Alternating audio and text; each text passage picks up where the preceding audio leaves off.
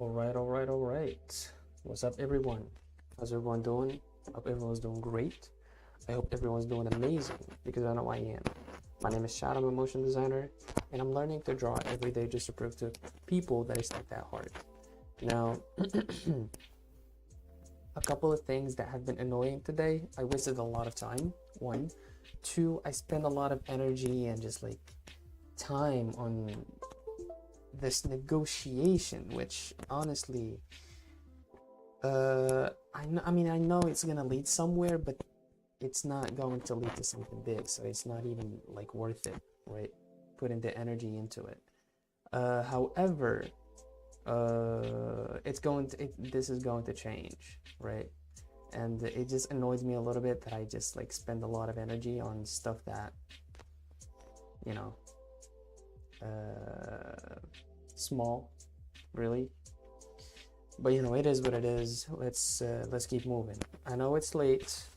Started streaming very late, and I also know that the thumbnail says something different. The thumbnail says the day of like the day before. I couldn't just like start the file on Photoshop. It just doesn't want to. I can't open it. So that sucks. And it's a scratch disk problem. I'm definitely going to get like a new scratch disk, 100%.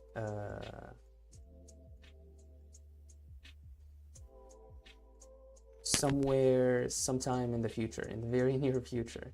So okay, let me just like shut up and stop rambling, and let's do this one. Sure. Maybe not. Maybe we'll keep it easy. Keep it easy, keep it simple. Maybe we'll keep it easy. Keep it easy, keep it simple. Maybe we'll keep it easy.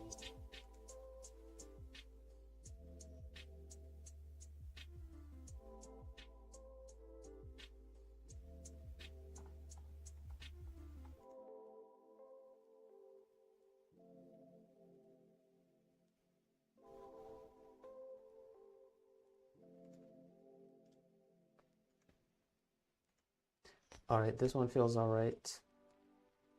Let's do this. Is that a freaking dress? Or am I tripping? Are these shorts or a dress?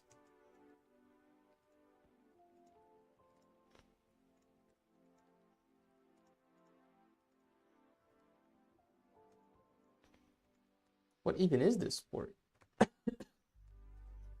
All right, let's just get drawing.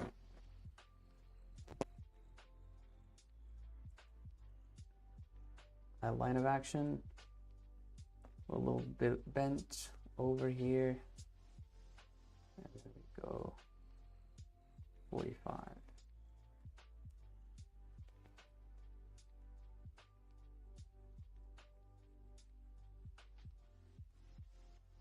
This. And like this.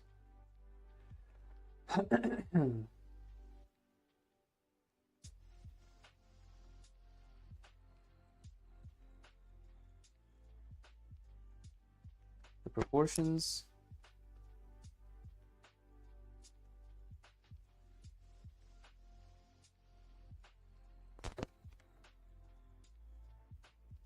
This leg is definitely longer than this.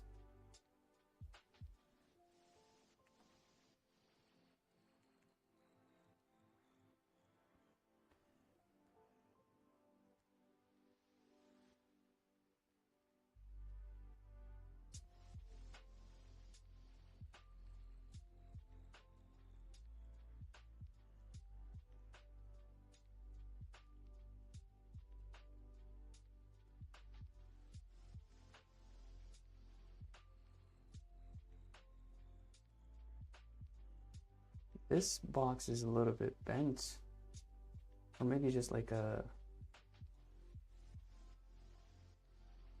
something on top of it.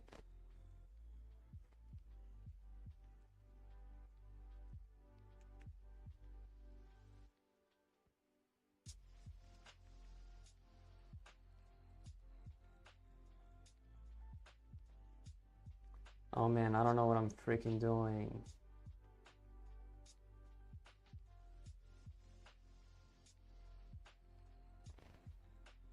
Yo, what's up, Narayan?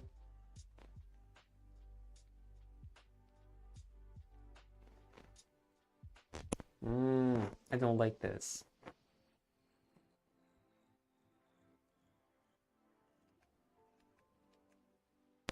Let's keep going. Let's keep going. I'm gonna keep going. Okay.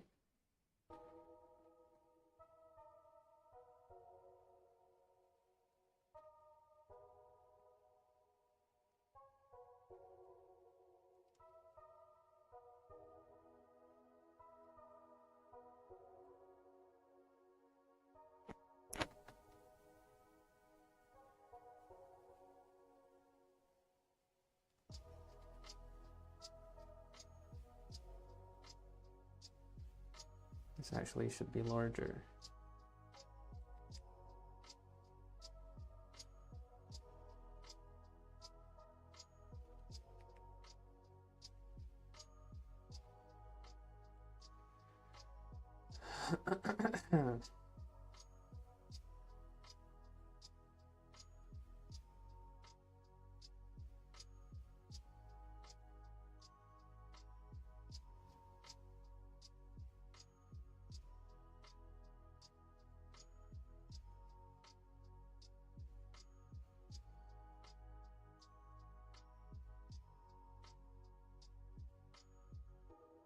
The scratching, the chicken scratching is crazy on this one.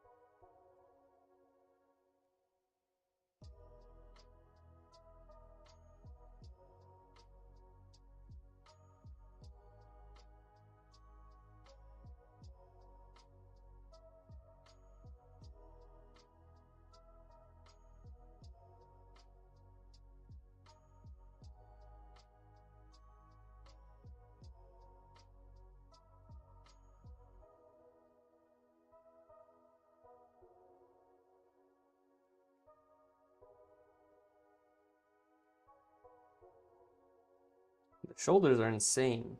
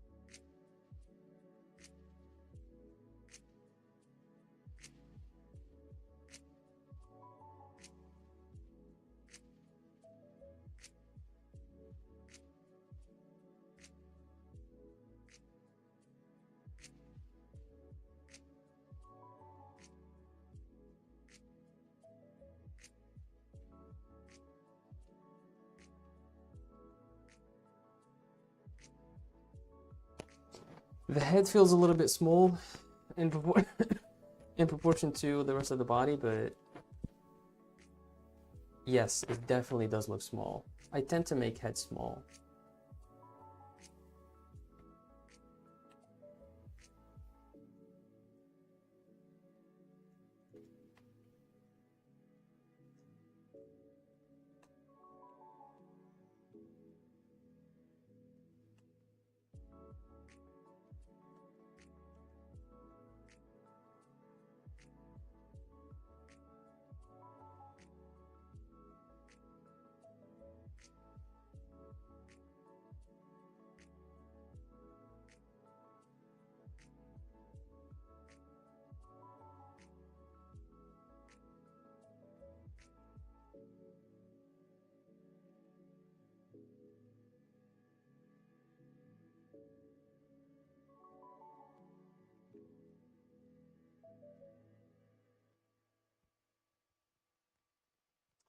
Honestly, I started hating it, but now I don't.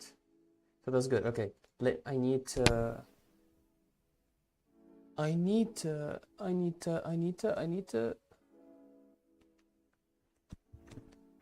Excuse me.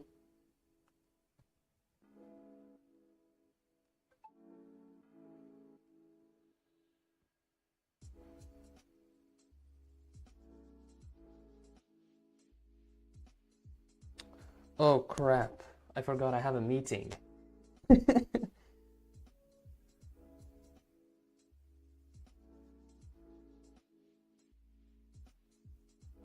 I put the?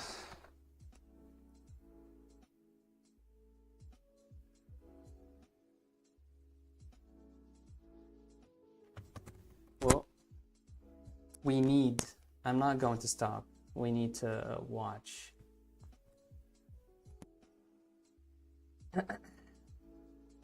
10 minutes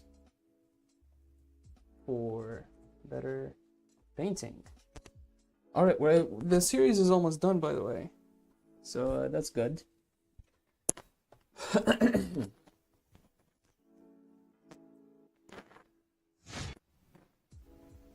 Art improvement.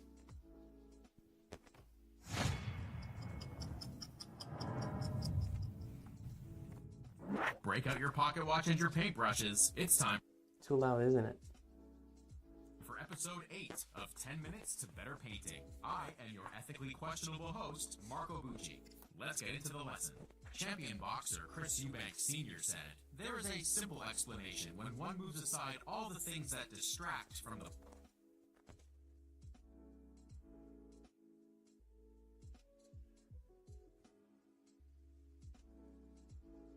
It's interesting how these quotes are from different areas, right? This is not even an artist. This is a boxer. But it applies to art.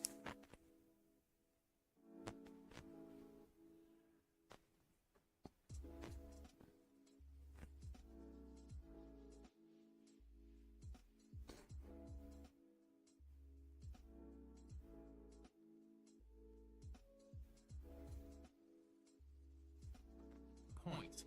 This episode is about art improvement, which falls under the category of study. Study.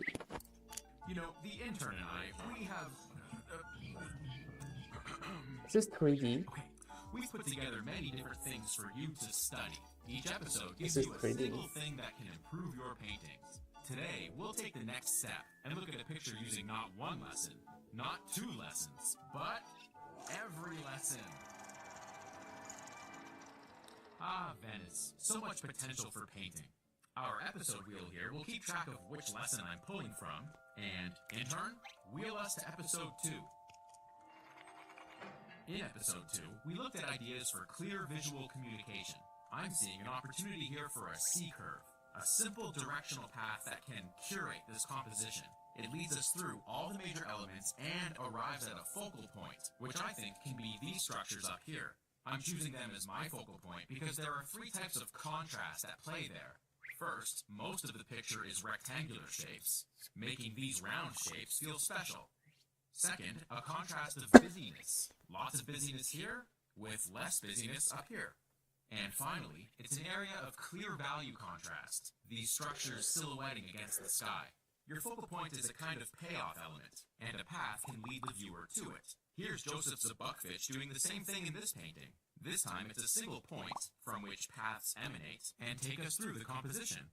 Zabuckvich also pays off the image with a high contrast focal point. What do you want? What? Zabuckvich? How do you know that? You're reading YouTube comments? Oh dear God. Anyway, Joseph Zabuckvich is using the same language here as I am here. We're just rearranging the words for different meanings. And I'll probably crop this to make sure my delivery is clear. Of course, I can still borrow elements where I need them. Alright, intern, wheel to episode 1, please. In episode 1, we talked about simplification. Venice, like many things in real life, is beautiful, but also absolutely assaults you with information. Everywhere you look, shapes that demand attention. This poses a problem. I want the most attention to be directed at my focal point, not this tangle of stuff. So I'll do a quick pass with my special merging shapes brush. And we're left with something that still delivers all those docks, boats, and reflections, but in a way that's less incidental and more digestible. For instance, in this one area, the original had 1, 2, 3, 4, 5, 6, 7, 8, 9 shapes. Such a minor area I don't think needs 9 shapes. I think I can do it in one shape. Also keep in mind, you can merge together entire objects too. Instead of showing the complete silhouette of every post here, I'll go the opposite way and kind of melt them all together. The shapes that break up that meltiness give you the necessary clues to solve this area. It's fun to paint, and it's like a mini mystery that engages the audience and allows for a more active viewing experience. Oh great, another YouTube comment. Please enlighten us.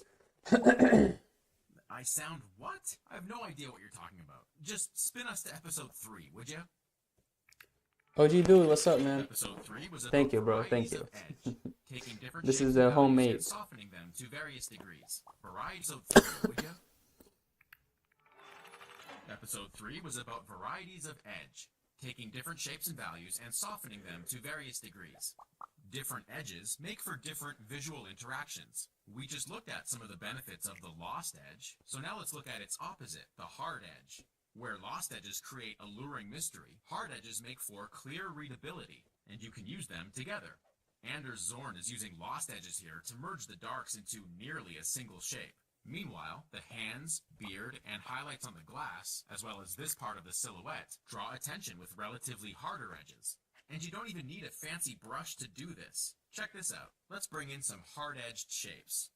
Those edges are so sharp you can cut yourself. But watch this. If I just compress the value range, the whole thing looks, or perhaps feels, softer, despite the physical edges being unchanged. And here's Walter Everett putting this into practice. The figures feel sharper than their surroundings, not because of brushwork. God. It's the value organization. You guys are not seeing the video, are you? Good Lord. My man locked in. Yeah, we're trying. I feel like I'm not that locked in. But yeah, I'm focused here. So, I'll plan to use a combination of these techniques in my Venice painting. I really enjoy working with soft and lost edges. They just give you a, what's a good way of saying it? They give you, what? Yeah, low resistance. That's totally it. Soft and lost edges then provide easier passage through areas of a picture. Huh, YouTube comments can be useful. Any other good ones there? Okay, who is Yong Yeah? Yong Yeah. Copycat artist. Wheel to episode 4, please. Episode 4 talked about how paintings are made of many shapes. To have a painting that reads clearly, each little shape should be as readable as possible. These shapes look like the result of accident rather than intention. They're prone to become muddled and are less quickly readable. A better home for those shapes might be, yeah. So what I do is kind of think about where a shape is headed and then design it the rest of the way there. Your own design sense is important here. Well-designed shapes will stay quickly readable, even when shrunk way down. So with our Venice scene, not only do I want the overall shapes to be well designed, but I will apply that scrutiny to each tiny shape as well. Shapes are like little worker ants. They can't do the work alone, but together are able to achieve something complex. Also, check for some variety in the negative spaces. Variety is usually more interesting than repetition. In fact, variety is at the heart of so many of these lessons. It just seems to be one of those basic human... Okay, that does it. Intern! Bring Yang Yeah to me. Alive.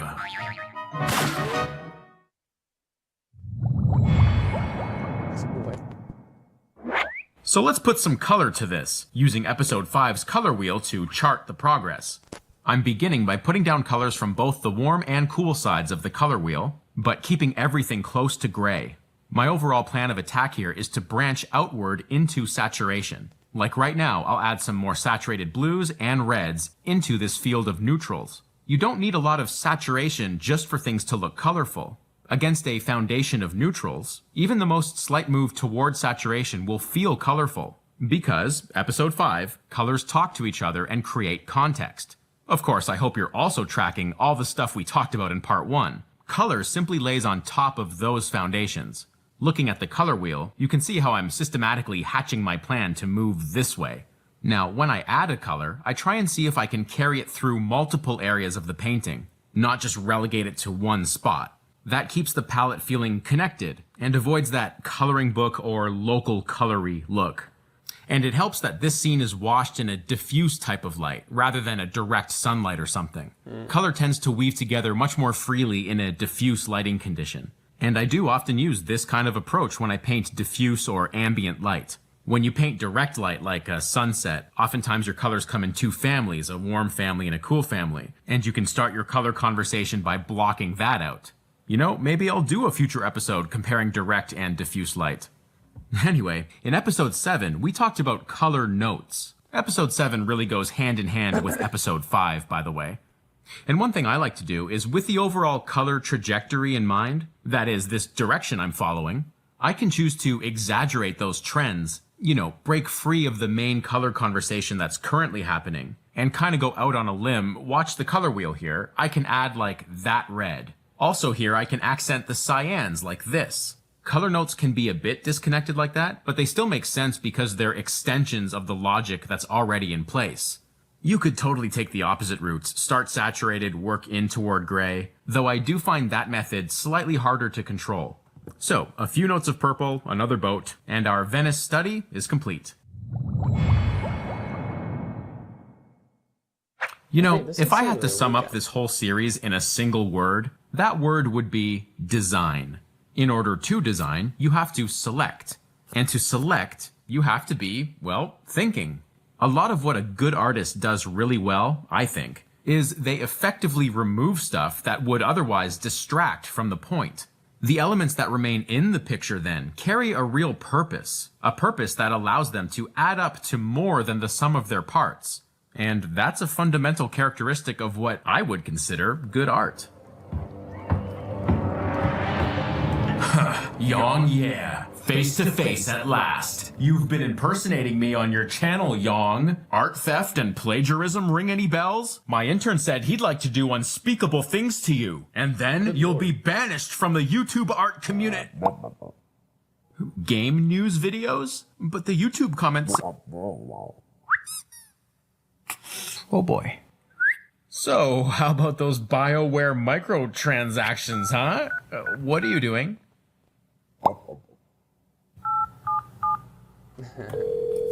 I don't even think he sounds like me.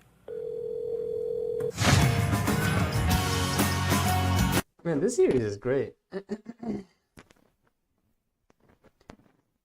His editing screams 2010s. Yeah, but it's very interesting. It's very interesting. You can tell that a lot of effort and thought went into it. But yeah, this is more of a recap video. I don't hate it. It's just that a lot of information that I know already, and it's a good reminder. I'm not complaining. But yeah, anyways, thank you so much for watching. Thank you for being here, OG Dude. Thank you, Narayan. And yeah, all I gotta say is peace out.